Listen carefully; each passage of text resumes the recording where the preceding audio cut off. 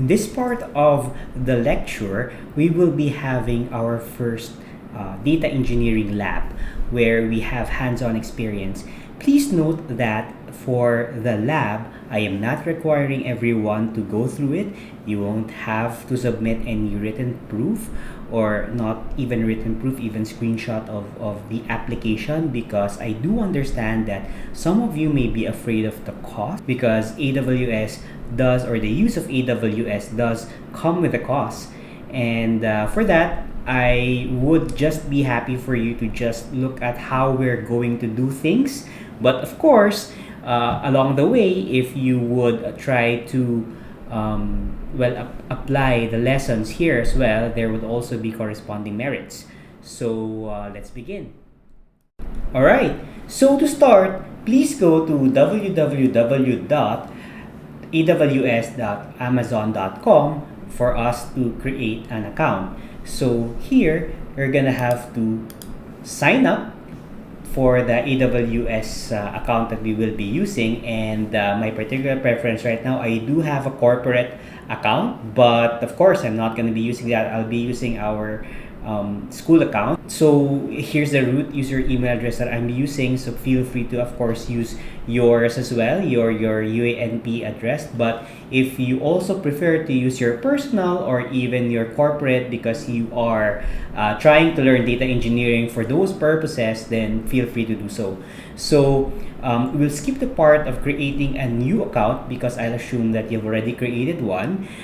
Please bear in mind that a credit card is needed in order to create an account in AWS, because they need that to validate your identity. And of course, not everything in AWS is free. And sometimes, and this is very important, some services, if you failed to turn off because they're on the cloud, they're not in your local computer, even though you turned off your computer, they incur costs. And that's why for all our lab sessions, none of it is required. So let's begin. I'll sign in. Okay. So once I've signed in, okay, you get to see this, the console home.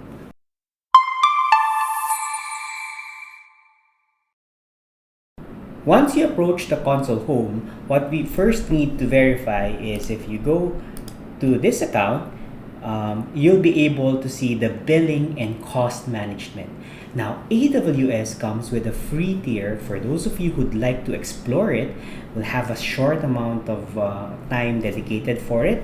But first, go to billing and cost management. It's a very important practice because at the end of the day, you want it to be able to see if you're incurring costs more than what your budget is set up for. So for example here, because I have not been using it since I've last taught data engineering 2 years ago in 2022, then you can see that I don't have any cost summary. But over here, over to the left part of the screen, you'll see here the cost, and you'll see this portion here, the free tier. So there are free tiers that learners like you or like us can explore, so that we won't be able, we can play around and learn, and you'll only be charged over the resources that you have consumed that exceeds the free tier. So for example, for today, what we're going to use is S3. So here, so you'll actually see here if your free tier is actually being used up already. So I'll set up a link, like maybe for example here we can maybe search for the free tier in AWS, and this particular what do you call this website, is I'll also paste it in our Canva. You'll be able to see the amount of free tiers that is available for your use. So for example, we will be using the Amazon S3, and you have here a free tier of 5 gigabyte. That means that for as long as you have 5 gigabytes for the coming 12 months, you won't be charged anything. So for our console here, To go to home, you could just click this AWS logo. This is the console home. Think of it kind of like your home dashboard. So for this particular session, we will be creating an S3. We want to be querying from the S3 bucket. So the point of lab 1 is for you to be able to do the stuff of data science teams or data analysts, which is querying from data. Here, you'll be able to apply your SQL without setting up a database. Okay, so for that, please, we're going to create a CloudFormation template.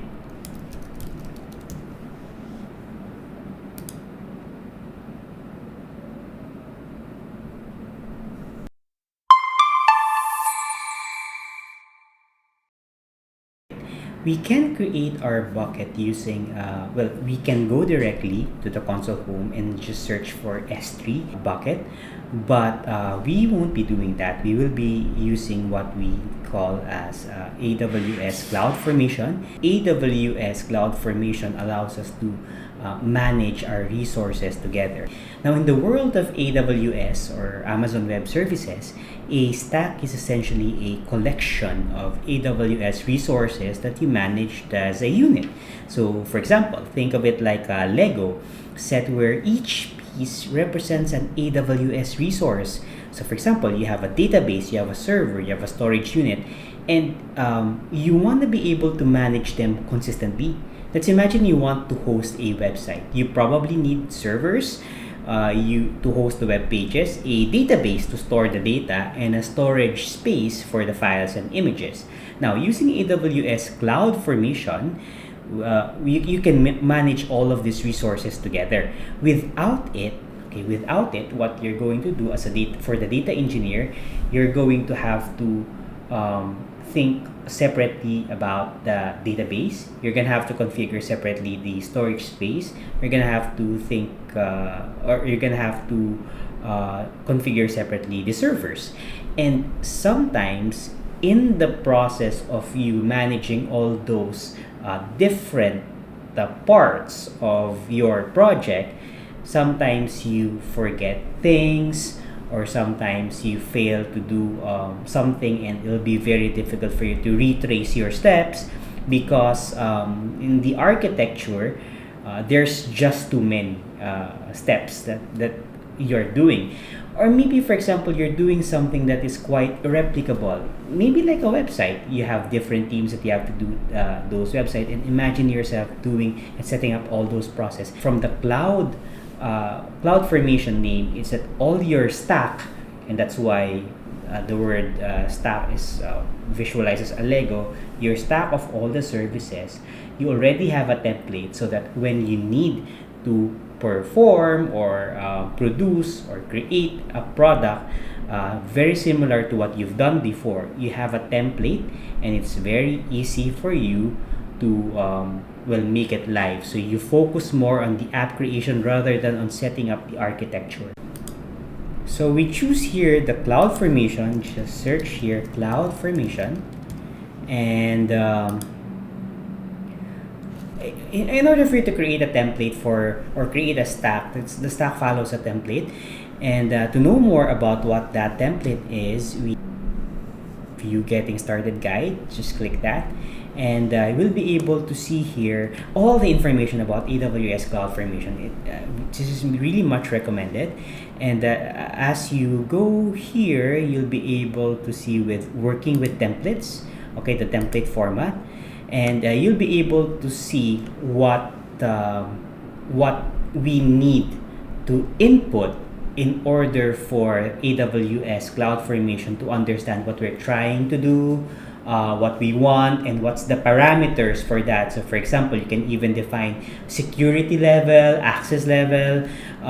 So remember I told you earlier about image ID. So we have something like that here as well. Instance type T2 micro, which is kind of like your processing power. Okay, so more on that soon.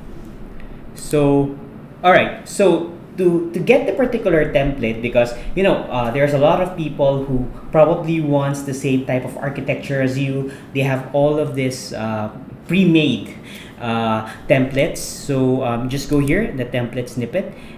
So here, this is really just what we need. For example, we'll be using a YAML. The type is AWS. This is the exact words or the exact phrase that we need to input here. So all of this are the parameters. Okay, so we can just copy this, but I'll make it simpler for you guys, because as you could probably see, it's just lab 1, and we probably don't need to specify a lot of these parameters, as we probably just want that default.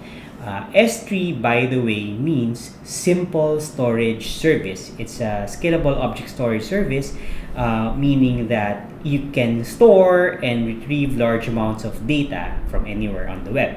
So yeah, so we'll have to look at what we need to input, but I have it already here pre-made. For you guys, you just need to open a Visual Studio code, or maybe just a text. And for that, we just need to input this to create an S3 bucket using the cloud or through the CloudFormation stack. So I named my YAML file create-s3-bucket.yaml, and we only need to specify. So the resources that we want is this is the name. I named it as DE Lab 1 S3 bucket. DE stands for data engineering, and then the type, remember I told you this is the exact format or syntax. And for the properties, we'll just be going with the default, because we really just want you guys to be familiar with this one and not to be too overwhelmed. So after saving this one, we can upload it to our CloudFormation.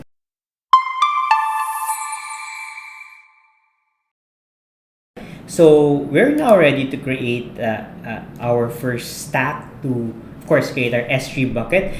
Take note, you can also do this using the Amazon CLI, but that might be too much for some. So let's go with the low-code version of the instruction. So we can create a stack, and then of course choose an existing template. Oh, by the way, we could also have just used a sample template, but of course, to really just be familiar with the template, the format, then it was okay for us to do that. So choose an existing template, we will upload it, and we will upload a template file. So let's say, for example, I choose a file, and let's see, for example, it's found in my new course, and in week 1, this create S3 bucket YAML, and we open it.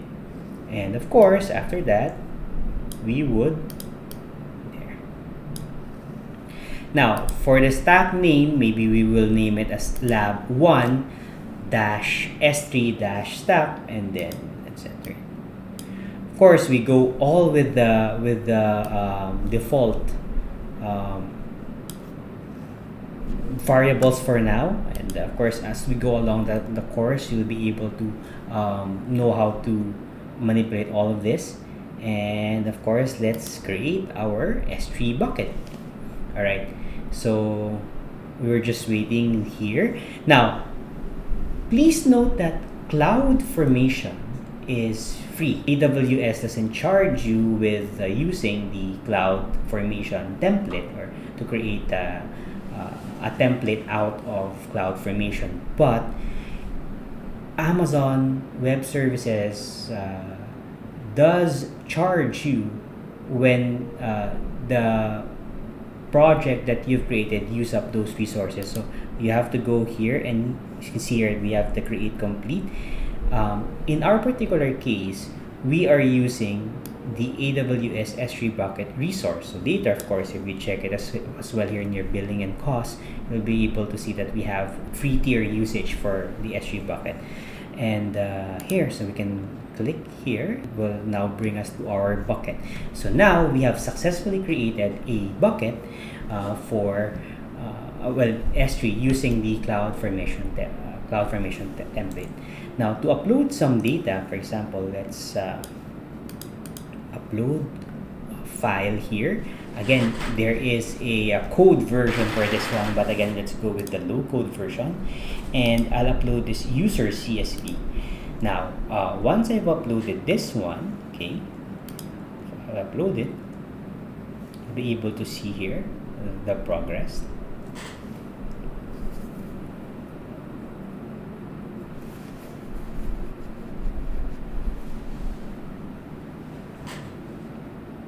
Okay, so once you have uploaded it, you can actually view it from your S3 here. Let's try to query it. So this is one of our tasks. We wanted to be able to query, well, a data set without having to create a database. So click on the file and you'll see here object actions and then query with S3 select. So you'll see the format here. The format is CSV. Of course, if the format is JSON, just change this CSV delimiters, comma. If you want to exclude the first line of the rows or for supposedly the headers, then you can do so. Of course, for compression, you have this, and later we'll do that. Let's say, for example, for right now, we want to select and just check the first 5 rows. Of course, here we haven't excluded the first line for the headers.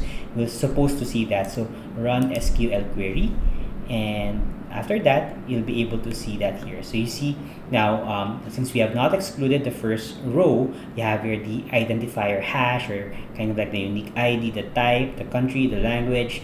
Now, if you again exclude here those headers and run the query again, you'll be able to see more rows that are not of the header type. Of course, you can definitely change this, maybe change this to 10. And of course, programming for database is a prereq for this one, so you know already how to use SQL here.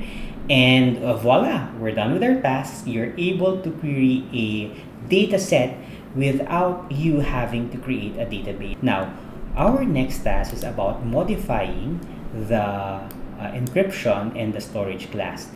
Now, the data science team often works with sensitive data and uses encryption, of course, to protect its data. Now, of course, you want to be able to show or know how to encrypt that data. Amazon S3 now applies a server-side encryption at the base level. And as long as you upload a file in S3, it's automatically encrypted with SSE-S3. So that being the case, you are able to have this encrypted, which is a layer of security for your data at no additional cost. So therefore, right now, what we maybe want to do is so let's go back to our bucket. And same here, click the users, change the storage class. So if you want to change the storage class, it's just here in the edit action, edit storage class.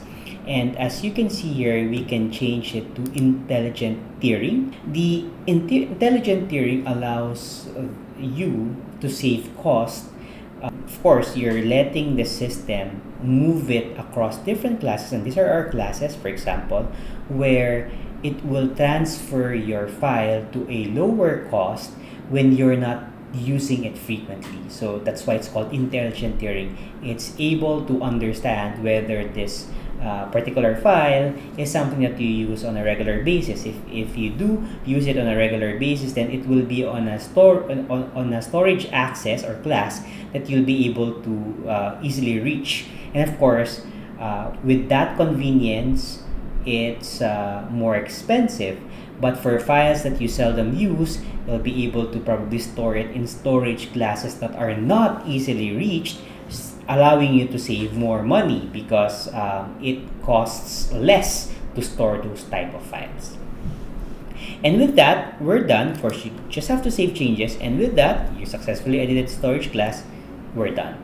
Now, the last part of this one is, of course, compressing the file. If you are able to compress the file before you upload it to S3, you will still be able to query it. But we're gonna have to apply some code right now and compress it while it's inside the AWS ecosystem. So to do that, we go to search Cloud9, which is their IDE for running, so for writing, running, and debugging code. Maybe a lot of you would be familiar with that, but maybe because it looks like a terminal. So right now, let's create an environment, which by the way, we will have to delete later after we're done because it consumes some resource. So for this one, we can call this trial DE lab 1 for now. And this EC2 instance refer to the memory in the CPU. So again, it's like your processing power. So for now, since we don't need it to be so powerful, we will just go with the T2 micro, the smallest available here among the options, and we can create. So once it's created, we'll be able to open it. All right, so once AWS has finished creating your environment, then we could perform, not file rather, we can have a terminal. We can perform actions here. Well, this is now the code version. So again, if you would want to try querying or a zip file just to see that through Amazon Web Services, you'll be able to, of course, compress a huge amount of file, which is very difficult to process if uncompressed, but S3 will be able to use it. Then do so, and then just re-upload it to S3, and then of course query that, and you're done with the last tasks. But for those of you who wanted this challenge, then let's maybe try to compress it using some code.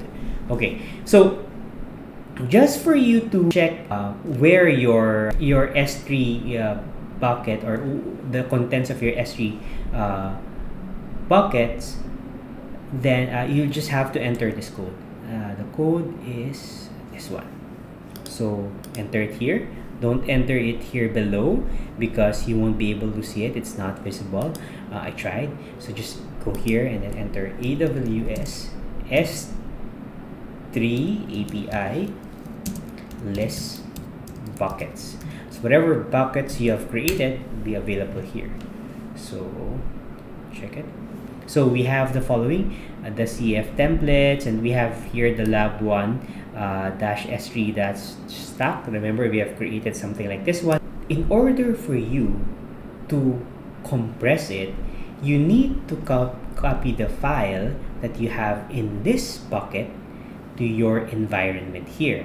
That's kind of like, maybe if it's easy for you to visualize it, it's kind of like your Google Drive, and you want to be able to compress it in your computer with a CPU, and this is your CPU, right? So to do that, we need to get that from the bucket, which is a different environment. So to do that, you want to list the files that are in here. So for example, so it's just AWS S3 ls, similar to your CLI command, ls, and then S3, and then just get this one, name of your bucket. You'll be able to see there you have the users.csv, and this is of course the size. Now you want to be able to copy that into your environment, to your Cloud9 environment. So to get this, okay, we need to go to our bucket here. Okay, so we have to go to our bucket. Okay, and okay, so we have here the permissions. Okay, so and then of course for the public access, because we want to get this for now, here we need to edit this one. We have to unblock the public access. Okay, and then here confirm. Now after that, we need to edit the bucket policy. So for the bucket policy, it's pretty much standard. They have given something, a template for this one. You just have to copy this one, but please take note that for the this is the name of your bucket, right? So the lab 1 stack D lab is something we found on our AWS Cloud9. If you remember, it is this one, right? The name of that bucket here, right? So we're editing its policy, okay, and save the changes. Okay, so now we've edited the bucket policy. Please take note that after the bucket name, which is this one, lab1, it ends with a forward slash and an asterisk. Okay, so now here for the buckets, if you open the users.csv, you'll be able to see here the object URL. The object URL allows you to pass off this file using just this URL. So it's kind of like your Google Drive link, right? So if we copy the object URL, we'll go now to AWS Cloud9 here. To get that, we just need to input wget and then the file or the URL. After that, you'll get that here. So once you got that here already in the users.csv, to compress it, what we need to do is, of course, we'll try two compression method. First is the zip, the normal zip, and the other is a gzip. So for the first one, since it's now present here, we wanna zip, and then what's the name of the zip that we're trying to do?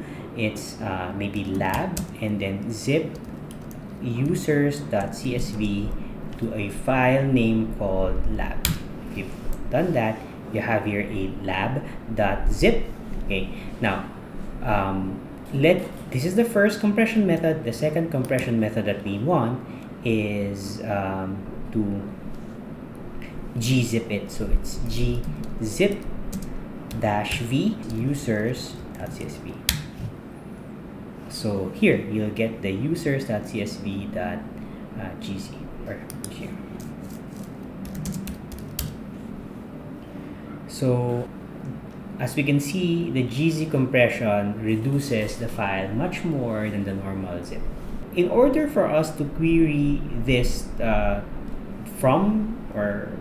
while it is inside its bucket, that file needs to be inside the S3 bucket, right? Because that's where we had that S3 select.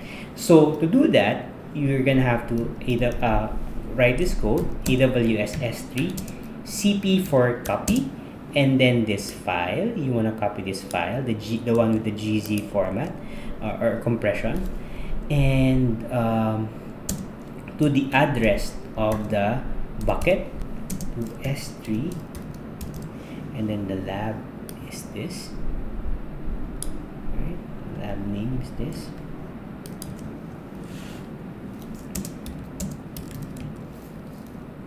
Cache control.